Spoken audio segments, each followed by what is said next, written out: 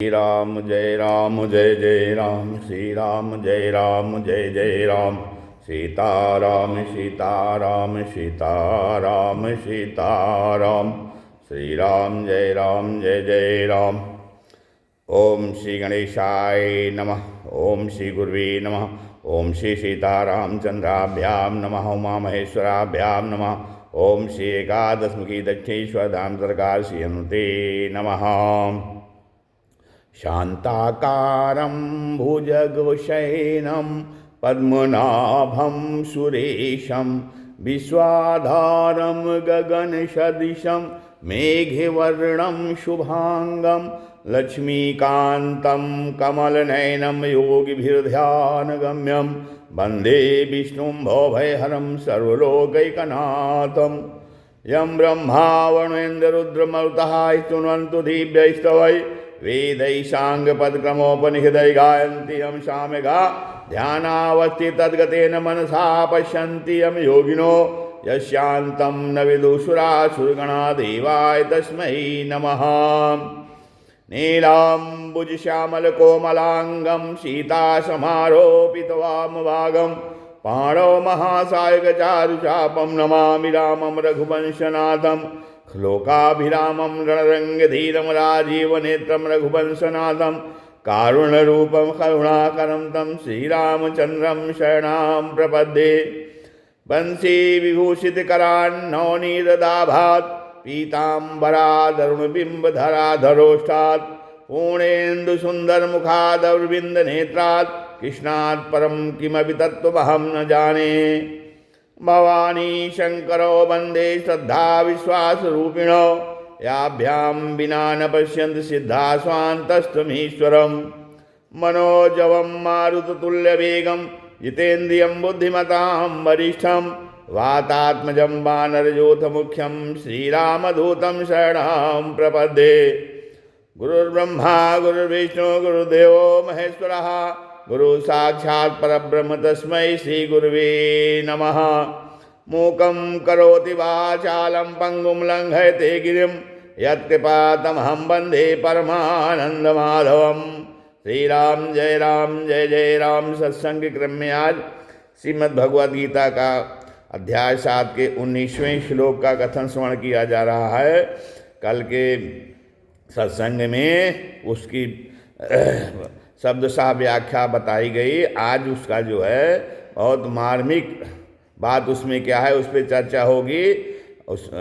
तो भगवान कहते हैं कि 19वां श्लोक में कि बहुनाम जन्मनाम अन्ते ज्ञानवान माम प्रपद्यते, अवासुदेवः सर्वमिति स महात्मा सुदुर्लभः। अर्थात कहते हैं कि बहु नाम जन्मनाम अन्ते, बहुत जन्म के अंत में ज्ञानवान जो ज्ञानी पुरुष हैं वो मनुष्य जन्म में सब कुछ परमात्मा ही है। वासुदेवा सर्वमिति सा महात्मा दुर्लभा। ये ऐसा जो ज्ञानवान मेरी शरण होता है, ज्ञानवान माम प्रपद्यते, बहुत जन्मों के अंत में कोई जो ज्ञानवान होता है वो मेरी शरण में होता है। क्या जो ये जान लेता है कि सब कुछ परमात्मा ही है, तो ऐसा महात्मा अत्यंत दुर्लभ है। तो ऐसा बहुत जन्म के अंत में ये ज्ञान हो पाता है, और तब होता है जब जो है मनुष्य भगवान की शरण में हो जाता है, तब उसे ज्ञान होता है कि सब कुछ परमात्मा ही है। और फिर वो जो है भगवान की शरण हो जाता है। अब आगे भगवान कहते हैं वासुदेवा सर्वम। क्या मतलब क्या हुआ? वासुदेवा सर्वम ये बहुत समझने का विषय है। इस तत्व को समझने के लिए 2 प्रकार हैं। पहला क्या है कि संसार का भाव करके और परमात्मा को रखना, संसार का भाव करके परमात्मा को रखना, अर्थात संसार नहीं है और परमात्मा है। और फिर दूसरा क्या है, सब कुछ भगवान ही भगवान है। तो समझने इस तत्व को समझने के लिए 2 प्रकार उन्होंने बताया कि मान संसार नहीं है, जो संसार में दिखाई दे रहा है वो सब परमात्मा ही है। परमात्मा को रखना, और अगर अर्थात संसार नहीं है और परमात्मा है। और दूसरा ये मान लेना कि सब कुछ परमात्मा ही है। तो कहते हैं कि इसमें जो परिवर्तन दिखता है वह भी भगवान का ही स्वरूप है। संसार में जो परिवर्तन हो रहा है समझ लो भगवान का स्वरूप ही है, क्योंकि भगवान के सिवाय उसकी कोई स्वतंत्र सत्ता नहीं है। क्योंकि भगवान के सिवाय जो है जो कुछ भी हो रहा है उसमें सब भगवान के कारण ही हो रहा है, क्योंकि उनके सिवा कोई सत्ता नहीं है जो कुछ संचालित कर रही है। तो कहते हैं जो ये दो प्रकार जो बता रहे हैं तो साधकों के लिए है कि जिस साधक का पदार्थों के लेकर संसार में आकर्षण अर्थात राग होता है उसको यह सब कुछ नहीं है, केवल परमात्मा ही है। इस प्रणाली को अपनाना चाहिए।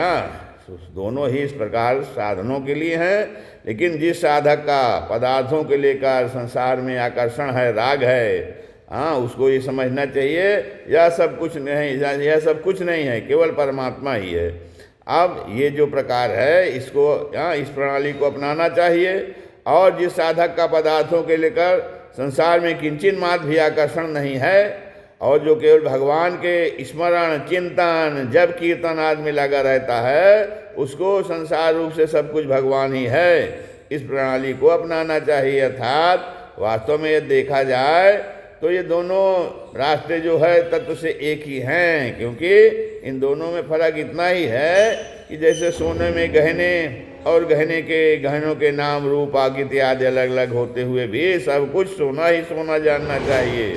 क्योंकि जहाँ पर संसार का अभाव करके परमात्मा को तत्व से जानना है वहाँ विवेक की प्रधानता है, और जहाँ संसार को भगवत स्वरूप मानना है वहाँ भाव की प्रधानता है।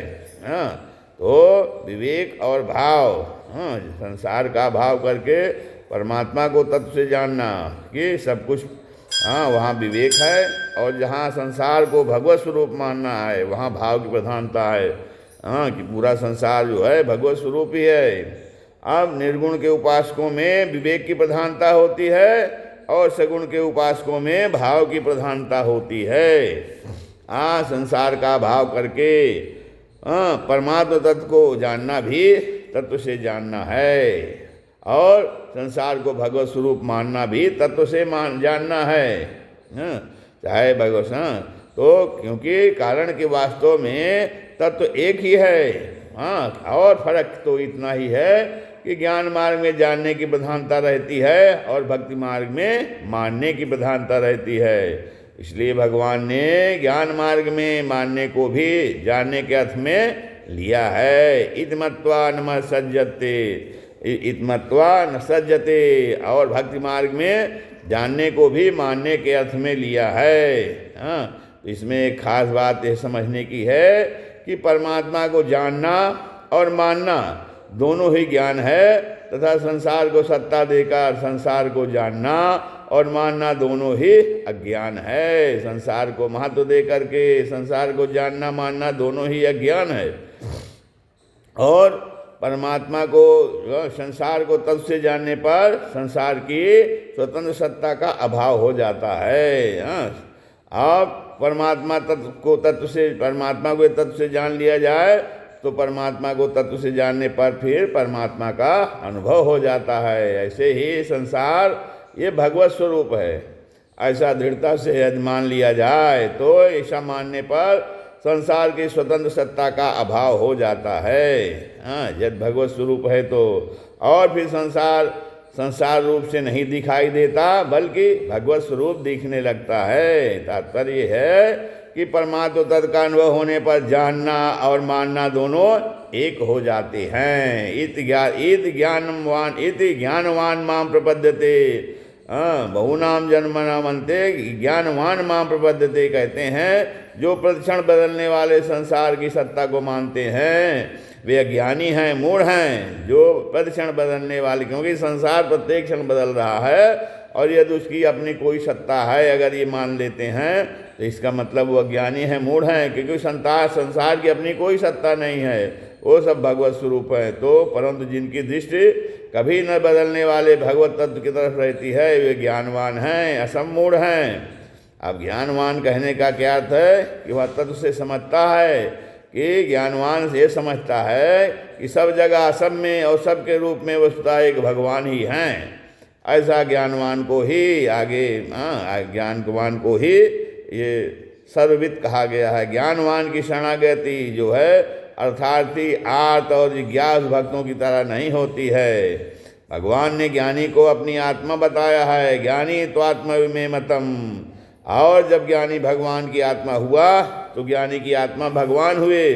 इसलिए जो है एक भगवान के सिवाय दूसरी सत्ता ही नहीं रही। इसलिए ज्ञानी की शरणागति जो है इन तीनों भक्तों से विलक्षण होती है। कैसे होती है कि उसके अनुभव में एक भगवत तत्व के सिवाय कोई दूसरी सत्ता होती ही नहीं, और यही उसकी शरणागति होती है।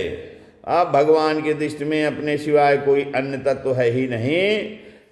मयि सर्वमिदं प्रोतम सूत्रे मणिगणायु, अध्याय 7 के 7वें श्लोक में भगवान ने कहा है कि मयि सर्वमिदं प्रोतम सूत्रे मणिगणायु। जैसे सूत की माला में मणियों की जगह सूत की गांठ लगा दी तो माला में सूत के सिवाय अन्य क्या रहा, केवल सूत ही रहा। हाँ, दिखने में गति अलग दिखती है और धागा अलग दिखने में, गांठें जो है अलग दिखती हैं और धागा अलग दिखता है, परंतु तत् से एक ही चीज़ है, क्या है, सूत है। ऐसे ही परमात्मा संसार में व्यापक दिखाई देता है। परमात्मा संसार में व्याप्त हैं, परंतु तत् से परमात्मा और संसार एक ही है। उनमें व्यापक का भाव नहीं है। अतः जो है सब कुछ एक वासुदेव ही है, ऐसा जिसको अनुभव होता है वह भी भगवत स्वरूप ही हुआ। भगवत स्वरूप हो जाना ही उसकी शरणागति है। और सब महात्मा सुदुर्लभा का मतलब ये है, इसका मार्मिक बात है कि बहुत से मनुष्य तो हमें भगवान परमात्मा की प्राप्ति करनी है तो इस तरफ दृष्टि ही नहीं बदल डालते और ऐसा चाहते ही नहीं। हाँ, तो जो इस तरफ दृष्टि डालते हैं वह भी बहुत उत्कंठापूर्वक अनन्य भाव से अपने जीवन को सफल करने में नहीं लगते, और जो अपना कल्याण करने में लगते हैं वे भी जो है मूर्खता के कारण परमात्मा प्राप्ति से कभी कभी निराश हो जाते हैं और निराश होकर अपने असली अवसर को खो देते हैं कि जिससे वे परम लाभ से वंचित रह जाते हैं। अब आगे भगवान कहते हैं कि ऐसे ही मनुष्यों में हजारों और हजारों में कोई एक मनुष्य वास्तविक सिद्धि के लिए जो है प्रयत्न करता है, और प्रयत्न करने वालों में उन सिद्धों में भी कोई एक मनुष्य सब कुछ वासुदेव ही है ऐसा तत्व से जानता है, और ऐसा तत्व से जानने वाला महात्मा अत्यंत दुर्लभ है। इसका तात्पर्य यह नहीं है कि परमात्मा दुर्लभ हैं, परमात्मा दुर्लभ नहीं है। इसका तात्पर्य नहीं है कि परमात्मा दुर्लभ हैं। तो सच्चे हृदय से परमात्मा प्राप्ति के लिए लगने वाले दुर्लभ हैं। कोई सच्चे हृदय से भगवान की प्राप्ति के लिए प्रयत्न नहीं करता है, तो अब सच्चे हृदय से परमात्मा प्राप्ति के लिए लगने पर जो मनुष्य है तो मनुष्य मात्र को परमात्मा प्राप्त हो सकती है, क्योंकि उसकी प्राप्ति के लिए ही मनुष्य शरीर मिला है। यह शरीर मनुष्य का जो है केवल परमात्मा प्राप्ति के लिए मिला है, और परमात्मा की प्राप्ति मनुष्य शरीर से ही होती है। संसार में सबके सब मनुष्य धनी नहीं हो सकते। सांसारिक भोग सामग्री ये सबको रीत से सबको समान रीत से नहीं मिल सकती है, सबको बराबर। परंतु जो परमात्मा तत्व भगवान शंकर को प्राप्त है, सनकादिकों को प्राप्त है, नारद वशिष्ठ आदि देवर्षि महर्षियों को प्राप्त होता है, वही तत्व जो है जब सब मनुष्यों को समान रूप से मिल सकता है, उसमें कोई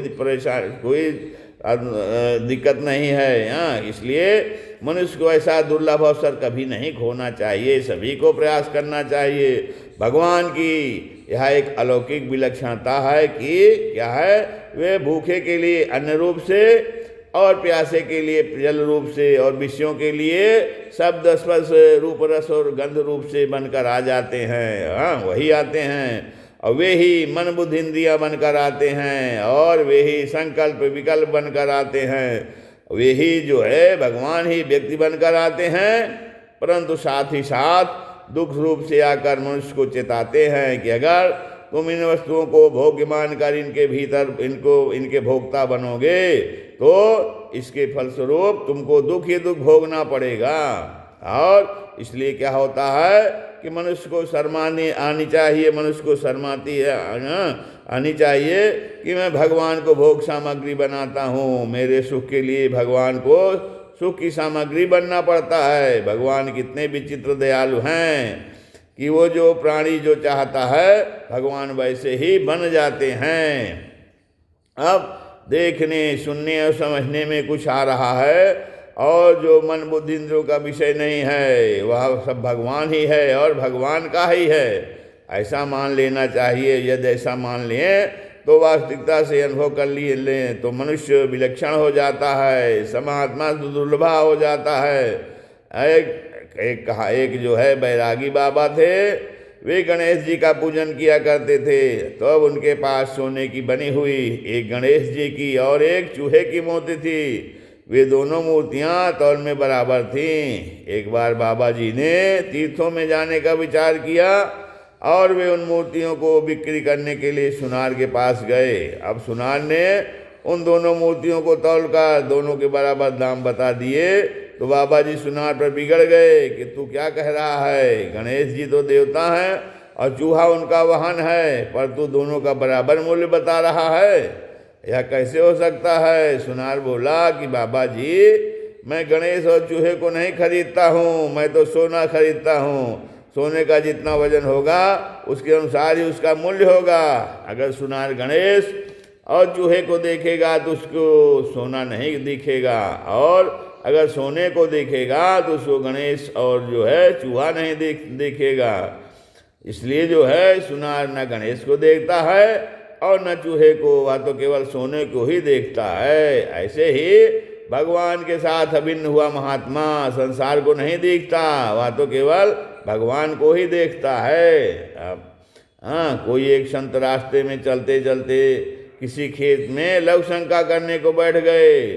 उस खेत के मालिक ने उनको देखा तो मतीरा था तरबूजा चुराने वाला यही आदमी है, ऐसा समझकर पीछे से आकर उनके सिर पर लाठी मार दी। और फिर देखा कि ये तो कोई बाबा जी हैं, अतः इसलिए वो हाथ जोड़कर बोला, महाराज मैंने आपको जाना नहीं और चोर समझकर लाठी मार दे, इसलिए महाराज मुझे माफ़ करो। संत ने कहा, माफ़ क्या करना, तूने मेरे को तो मारा नहीं, तूने तो चोर को मारा है। उसने कहा, अब क्या करूं महाराज। संत ने कहा, तेरी जैसी मर्जी हो वैसा कर। उसने संत को बैलगाड़ी में ले जाकर अस्पताल में भर्ती कर दिया। वहाँ मलहम पट्टी करने के बाद कोई आदमी दूध लेकर आया और बोला, महाराज दूध पी लो। संत ने कहा, तू बड़ा चालाक होशियार है, तेरे विचित्र विचित्र रूप हैं, तू विचित्र विचित्र लीलाएं करता है। पहले तो तूने लाठी से मारा और अब कहता है कि दूध पी लो। वह आदमी डर गया और कहने लगा, बाबा जी मैंने नहीं मारा है। संत बोले, बिल्कुल झूठी बात है, मैं पहचानता हूँ, तू ही था, तू ही मारा है, तेरे सिवाय और कौन आए, कहाँ से आए और कैसे आए। पहले तो मारा लाठी से और अब आया दूध पिलाने। कहते, मैं दूध पी लूँगा, पर था तू ही। इस तरह बाबा जी तो अपनी वासुदेवा सर्वम वाली भाषा में बोल रहे थे और वह सोच रहा था कि बाबा जी कहीं फंसा न दें। तात्पर्य है कि संत केवल भगवान को ही देखते हैं और लाठी मारने वाला, मलहम पट्टी करने वाला, दूध पिलाने वाला सब वह ही है। तो अब आगे भगवान आगे जो है महात्माओं की क्या महिमा है बता रहे हैं कि जहाँ संत महात्माओं का वर्णन आता है वहाँ कहा गया है कि जो ऊंचे दर्जे के तत्वज्ञ जीवन मुक्त महापुरुष होते हैं वे जो है अभिन्न भाव और अखंड रूप से केवल अपने स्वरूप में अथवा भगवत तत्व में स्थित रहते हैं और उनके जीवन से, उनके दर्शन से, उनके चिंतन से, उनके शरीर का स्पर्श की हुई वायु के स्पर्श से जीवों का कल्याण होता है। जो मनुष्य जो है उन महापुरुषों की महिमा को नहीं जानते, उनके सामने वे महापुरुष अपने भावों से नीचे उतरते हैं और कुछ कह देते हैं। जैसे संत महात्माओं ने ऐसा किया है, उनके लिए हुए आचरणों और कहे हुए वचनों के अनुसार ही शास्त्र बनते हैं आदि आदि। और जब वे इससे भी नीचे उतरते हैं तो कह देते हैं कि संत महात्माओं की आज्ञा का पालन करना चाहिए। तो जिनसे ये सब बात पालन नहीं होता उन साधकों के सामने वे स्वयं ऐसा विधान कर देते हैं कि ऐसा करना चाहिए, ऐसा नहीं करना चाहिए। अब जब वे इससे भी नीचे उतरते हैं तो ऐसा करो और ऐसा मत करो, ऐसी आज्ञा दे देते हैं। संत की आज्ञा में जो सिद्धांत भरा हुआ है वह आज्ञा पालक में उतर जाता है और उनकी आज्ञा पालन के बिना भी उनके सिद्धांत का पालन करने वालों का कल्याण हो जाता है। लेकिन जो है वो महात्मा आज्ञा के रूप में जिसको जो कुछ कह देते हैं उसमें एक विलक्षण शक्ति आ जाती है और आज्ञा पालन करने वाले को कोई परिश्रम नहीं करना पड़ता और उसके द्वारा स्वतः स्वाभाविक वैसे आचरण होने लगते हैं। अब कहते हैं जो मनुष्य उनकी आज्ञा का पालन नहीं करते ऐसे नीचे दर्जे के साधकों को वे कहीं कहीं कभी कभी शाप या वरदान दे देते हैं। तो इस तरह देखा जाए तो जो कुछ नहीं करते निरंतर अपने स्वरूप में ही स्थित रहते हैं, यह जो है उन संत महापुरुषों का ऊंचा दर्जा हो गया। शास्त्रों ने ऐसा कहा, संत महात्माओं ने ऐसा किया। इस तरह संकेत करने से उन संतों का दूसरा दर्जा हो जाता है और संत महात्माओं की आज्ञा का पालन करना चाहिए, ऐसा कहने से संतों का तीसरा दर्जा हो गया। ऐसा करना चाहिए, ऐसा नहीं करना चाहिए, इस तरह का विधान करने से उन संतों का चौथा दर्जा हो गया। और फिर तुम ऐसा करो, ऐसा मत करो, ऐसा कहना उन संतों के पांचवें दर्जे की बात हो गई। अब शाप और वरदान देना उन संतों के छठे दर्जे की बात हो गई। इन सब दर्जों में संत महापुरुषों का जो नीचे उतरना, उसमें उनकी क्रमशः आधिकारिक दयालुता है, वे शाप और वरदान दे दें, ताड़ना कर दें, इसमें उन संतों का दर्जा तो वे शाप और वरदान दें, ताड़ना कर दें, तो इससे उन संतों का दर्जा तो नीचे हुआ, पर इसमें उनका अत्यधिक त्याग है। कारण कि उन्होंने जीवों के उद्धार के लिए ही नीचा दर्जा स्वीकार कर लिया। इसमें जो है उनका लेश मात्र भी अपने स्वार्थ नहीं है। तो भगवान कहते हैं ऐसे ही भगवान भी अपने स्वरूप में नित्य निरंतर स्थित रहते हैं, वह उनके ऊंचे दर्जे की बात है। परंतु क्या होता है, वे भगवान अत्यधिक कृपालुता के कारण जब कृपा करते हैं तो कृपा के परवश होकर जीवों का उद्धार करने के लिए अवतार लेकर आदर्श लीला करते हैं। फिर वो उनकी लीलाओं को देखने सुनने से जो है लोगों का उद्धार होता है। भगवान और भी नीचे उतरते हैं तो उपदेश देते हैं, उससे भी नीचे उतरते हैं तो आज्ञा दे देते हैं, और भी नीचे उतरते हैं तो शासन करके लोगों को सही रास्ते पर लाते हैं। अब उससे भी नीचे उतरते हैं तो शाप और वरदान देते हैं, अथवा उसकी और संसार के हित के लिए उसका शरीर से भी वियोग करा देते हैं। श्री राम जय जय राम, श्री राम जय जय